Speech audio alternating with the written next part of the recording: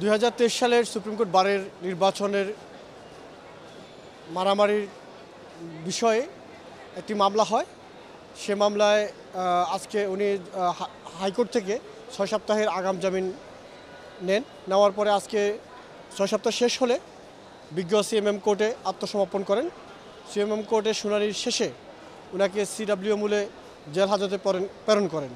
আমরা কোর্টকে বলেছিলাম ওনার বয়স, উনি ঢাকা বারের প্রেসিডেন্ট ছিলেন, ঢাকা বারের সেক্রেটারি ছিলেন, সুপ্রিম কোর্ট বারেরও অ্যাসিস্ট্যান্ট সেক্রেটারি ছিলেন, বার কাউন্সিলের মেম্বার ছিলেন এবং উনি বাংলাদেশে একজন সিনিয়র আইনজীবী, বয়স হচ্ছে ৮০ বছরের উপরে। তো সেসব বিষয়ে আমরা আজকে কোর্টকে বলেছিলাম বিষয়গুলো কনসিডার করে জামিন দেওয়ার জন্য। পাশাপাশি আরও একটা বিষয় উল্লেখযোগ্য, সেটি হচ্ছে একই বিষয়ে এর আগে শাহবাগ থানায় আরও একটি মামলা হয়েছিল। ২০২৩ সালের সুপ্রিম কোর্ট বারের ইলেকশনের যে মারামারি হয়েছিল সে বিষয়ে আরও একটি মামলা হয়েছিল। ঢালাইয়ে দৃঢ়তা, নির্মাণে নিশ্চয়তা, প্রিমিয়ার সিমেন্ট, ঢালাইয়ের রাজা। সে মামলায় অনেকেই এই কোর্ট থেকে জামিনে রয়েছেন এবং ওই মামলায় জনাব আবুল সাইদ সাগর আসামি ছিলেন না। পরবর্তীতে আরেকটি মামলা হয় একই বিষয়ে।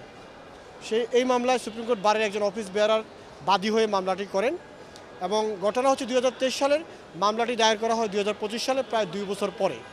আমরা এই সকল বিষয় আদালতে সাবমিশন দিয়েছি এবং কোর্টকে আমরা বলেছিলাম যে বিষয়গুলি কনসিডার করে তাকে জামিন দেওয়ার জন্য। ইতিপূর্বে আমরা এটাও বলেছিলাম আরও একটি মামলায়, ঢাকা বারের চেম্বার ভাঙচুরের মামলায় উনি আসামি ছিলেন। সেই মামলায় বয়স বিবেচনায় সে সময় ওনাকে জামিন মঞ্জুর করেছিলেন।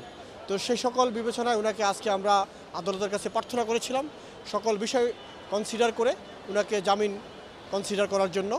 আদালত সকল কিছু শুনে আজকে না মঞ্জুর করে সিডব্লিউ মূলে ওনাকে জেল হাজতে প্রেরণ করে।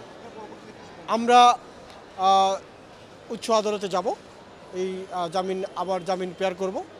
এই নামঞ্জুরের অর্ডার উঠে আমরা উচ্চ আদালতে গিয়ে ওনার জামিন পেয়ার করব। আশা করি আমরা সেখান থেকে ন্যায় বিচার পাবো।